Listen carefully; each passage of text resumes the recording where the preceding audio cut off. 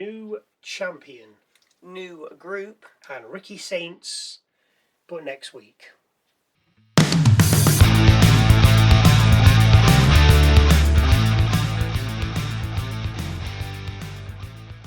Hello, welcome to WrestleMX, the best wrestling channel you've never heard of.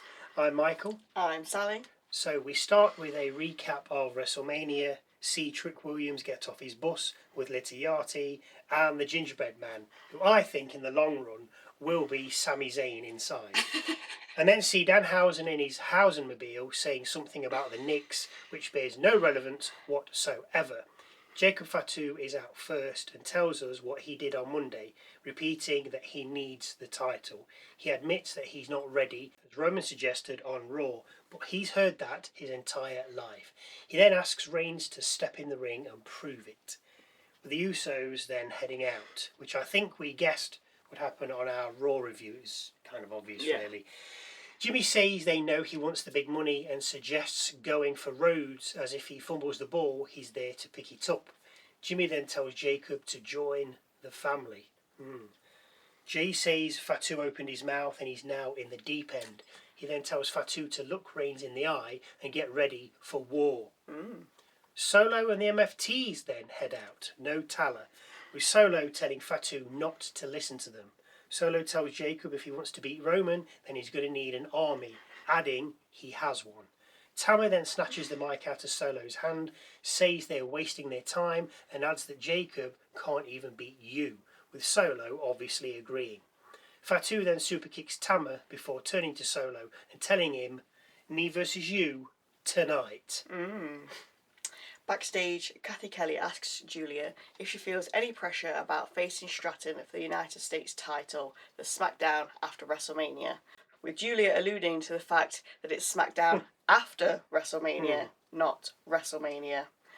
James says her negotiating skills couldn't rectify the oversight, with Giulia saying she's beaten Stratton once, so she'll do it again. So, first out, Tiffany Stratton versus Giulia with James for the United States Championship. We get some early seesaw 2-count covers, with Giulia then hitting a neckbreaker to Stratton from the apron to the floor. A handspring stunner then nets Stratton 2, with the butterfly suplex then getting Giulia 2. James then tries to intervene, but Giulia runs into her, knocking her from the apron. Stratton then hits the moonsault, but Giulia catches her in a submission on landing, which Stratton manages to escape. After a struggle, Giulia looks for the Northern Lights bomb, but Stratton counters into an Alabama slam before landing the PME. It's good night for Giulia then, as Stratton gets the 1-2-3 and becomes the new United States champion. I think she'll do better. Yeah. I think she'll do more. Yeah. But we'll go into that on the Musings video. We then have a video of Danhausen causing the Miz hassle at his home. And if that is the Miz's house, then he's doing pretty well for himself, considering he probably wouldn't make the top 50, 100, maybe even 500 superstars of all time. Hey, if you like us to have a home like that, then please subscribe and like. Cheeky, yes. Do I care? No. Back from the break, we hear Stratton say she's no longer the runner-up, with the new women's tag team champions then heading out, Brie and Paige. Bella. It sounds weird not saying Bella, doesn't it? Yeah. Sorry, carry on. Brie welcomes back Paige, with Paige then just reiterating that they won the tag titles and it's good to be home. She warns the locker room SmackDown is her house and that her and Brie aren't going anywhere. Where's she been for this one? It's her house. Charlotte Flair and Alexa Bliss then head out and, of course, challenge them. Yeah, of course they do. So, Charlotte Flair and Alexa Bliss versus Brie Bella and Paige. The action has already started when we come back from a break, with Fab in control, Flair and Bliss, because I can't be bothered to keep saying the names. Brie then looks for a tag, but Paige is pulled from the apron by Jacy Jayne before throwing her into the ring steps. Fallon Henley and Lainey Reed, the rest of Fatal Influence, a group from NXT, then enter the ring and decimate all those in there before heading up the rampway. Good. I like this. We have another Royce Keys segment before the WWE champion heads out, Cody Captain America Rhodes. His superpower is that he always gets back up. That is a bit of a That's what Captain America does, isn't Yeah. it? Sauce, he's been watching us. With Rhodes then disappointing us by saying Orton isn't here tonight. He's off for Christmas already. Yeah, probably. He prattles on and doesn't really say anything. What he does say, though, is that he's easy to find. NXT, Raw, SmackDown, he's here. It's just throwing down the gauntlet. Yeah. Backstage, Solo tells Jacy and Tama to bring the tag titles back and not to let the family down. Sikoa then tells Tonga Loa that he's going to teach Fatu a lesson and show him without them he can't beat Roman. Next up, WWE Tag Team Championship match between defending champions Damian Priest and R-Truth and JC Mateo and Tama Tonga. Tama does his version of a 5-knuckle shuffle but doesn't land it, with the fight then heading outside where Tonga Loa gets involved. When we get back in the ring, we get Ron Cena with a connecting 5-knuckle shuffle but no follow-up, as Loa distracts the ref, allowing the MFTs to come back. It's not enough though, as Priest and Truth rally to hit JC with Rise Up, with Priest then covering for the 1, 2, 3. I thought they were going to lose here. Can't lose. We get more Miz and Danhausen shenanigans, with Maurice getting covered in cocoa powder and Danhausen riding off on the Miz's daughter's bike. We then see Trick Williams heading to the ring from his locker room. Little Yachty had to knock on the gingerbread man's dressing room door, so it's got to be Zayn, surely. Trick has now gone full cosplay pimp, by the way, and he's wearing a hat. Nice. He'll be out with a cane next week. Yachty says he's staying, with Trick saying if he's Michael Jackson, then Yachty is his Quincy Jones. The pair then say they run SmackDown, with Yachty saying they ain't doing no more free shots at the title. Which I don't mind that. No, I because don't. you shouldn't just be like, yeah, have a shot. Yeah. I like that. No more. Close shot. Good. The pair then celebrate, with Little throwing money into the air as Trick's music plays. The gingerbread man then attacks Trick and Yachty. Oh, what a surprise. With him then removing his head and, surprise, surprise, it's Sami Zayn. Zayn beats the pair up before landing a haluva kick to Trick. And yes, he was booed. Backstage, Kathy Kelly asks Royce Keys how he feels after winning the Andre the Giant Memorial Battle Royal. He says he's just getting started and that he takes everything he wants.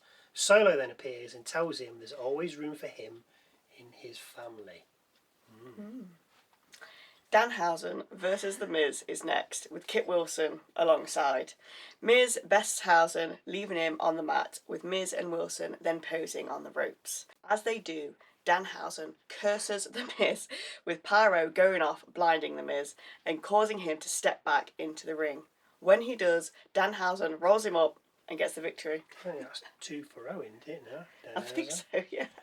We get a vignette from Blake Monroe saying she's coming soon, with Rhea Ripley then heading out. She says she's a fighting champion and asks if anyone wants to step up to face Mommy. Fatal Influence answer the call. They are loudly booed, with Rhea saying they did well to take out all the legends earlier, but to quit while they're ahead. After a little more back and forth, Rhea then says she's ready for a fight and for Jacy to take her shot. Nick Aldis then heads out and makes a match between Jacy and Rhea. So, Jacy Jayne versus Rhea Ripley. Rhea overpowers Jayne and just about takes her head off with a drop kick, with Jacy getting 2 off a running knee. Double J then kicks out of a Razor's Edge cover on 2, Jeff Jarrett. with Ripley then looking for the Riptide. Ash is about to perform it though. The other 2 members of Fatal Influence enter the ring and beat on Ripley, with Jacy then downing her with a rolling encore. We then see Fatu readying for his match, with the Usos then rolling up. Jimmy says the MFTs will get involved and that they'll watch his back. Fatu spurns their help before storming off. Backstage we see Flair and Bliss in the medical room talking about Fatal Influence when in walks Rhea.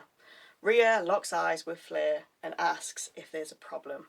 Bliss says, yes, there's a problem, Fatal Influence. Again about it, aren't we? With Flair then saying she'll get her hands on Jacy Jayne next week. We also learn that Ricky Saints will be debuting on SmackDown next week. So, the last match of the night and main event of the evening. Solo Sikoa versus Jacob Fatu. The MFTs are out, of course, minus Tala. A lock-up and mounted punches get Solo the start with a spinning back elbow, then giving Jacob the edge. Jacy then grabs Fatu's leg, with Solo sending him to the outside. The MFTs do some damage while the refs start looking before tossing him back into the ring. At this point, the Usos head out just as we break. We come back to a released German suplex and cover by Solo, with the pair then exchanging strikes. Fatu wins out and lands a few mounted headbutts before following up with a hip attack. Tama distracts Fatu, but he still manages to land a super kick to Solo before going high. He's then attacked by the MFTs again as Tonga gets the ref's eye. Solo gets a 2 count cover with Jacob then diving out at the MFTs. Solo then hits a spinning solo and splash, but the cover is kicked out of on 2.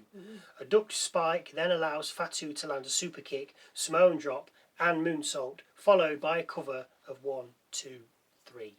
After the match, the MFTs jump Fatu with a chair, but Jacob sees them off with corner hip attacks to Tama and JC while wearing chairs as necklaces. Fatu then splashes Tongaloa through the announcer's desk before getting back in the ring and telling the Usos to tell Roman he'll see them and him on Monday Night Raw. SmackDown goes off the air with Fatu posturing to the Usos. Well, we nearly called it, didn't we? Yeah. We said he'd be fighting Jimmy or Jay. Yeah. But he'd have to beat both of them Yes. to look strong. Exactly. But then he can't beat Jay because he's been a champion. So let's just feed him the MFTs. That's it, yeah. Who doesn't really matter. And he even beat Solo. Well, clearly they don't matter now. And he so absolutely yeah, battered them He as did. well. Absolutely Took battered them all them. out. So anyway, now for Michael's moment of the night. This could be a match, a line, a look, a promo, something funny, interesting, serious, quirky and or different. There's something that catches my eye. It obviously has to wait until the end, because if I do it halfway through and it's something that happens at the end, it's kind of a spoiler. So, Michael's moment of the night. Sometimes good, sometimes So hang around and wait and see as to whether you disagree. It was the run-in by Fatal Influence during the Charlotte Flair, Alexa Bliss versus Brie Bella and Paige match. It was just good to see, because you're like, wow, who's this? What's going on? More fresh meat, just like Monday. But they weren't introduced like the librarian, Ethan Page. He was kind of like, oh yeah, this is Ethan Page, Raw's newest superstar. Oh, yes, yeah. Why? He's boring. I don't want that. Whereas this running, you're like, oh, who's this? Yeah. They've just come in, they've messed it up, it raises questions, you want more, and luckily, because as I say, we don't watch NXT, we got more, because they came out, they told us who they were. Clearly, the crowd knew who they were, because when they came down to square off against Rhea, there was just very loud boos. Imagine Dom, that kind of booing, if you don't watch NXT or you don't know who they are. But, yeah, I liked that. It was good to see. It's nice to, especially, within the tag mix, some new faces. Yes, but the thing is, there's 3 of them. Yeah. Well, who else is a 3? A women's trio, apart from Judgment Day. Not quite, but you know what I mean. Yeah, but they could do the whole, just 2 of them. Jade and Ace. Efab and Meechin. Yeah. They need a name. They do need a name. I wonder if they have one and we've just missed it. Yeah, no, we'd have heard. So there's a little trio going on. Yeah. And we've got Charlotte Flair against Double J next week. Double J. Whether that'll be a clean finish, I don't know, because it's only going to be Bliss that's going to be able to help her. Yeah. Which Unless, will probably then be Rhea. Like Nikki or Paige. Not Nikki, the other one. Brie or Paige come out to help as well. No, they're doing their own thing. I think it's going to be Flair and Bliss and Rhea against Fatal Influence. Okay, fair enough, yeah. Agree. Anyway, enough about that. Agree or have any thoughts you'd like to share, then please feel free to leave them in the comment section just down below. Don't forget to go and check out our Musings video with our thoughts and honest opinions on the last week of WWE, because a new one drops every time the Titanic sinks. Wednesday. As always, thank you for watching. Don't forget to subscribe. And we'll see you Tuesday for Raw.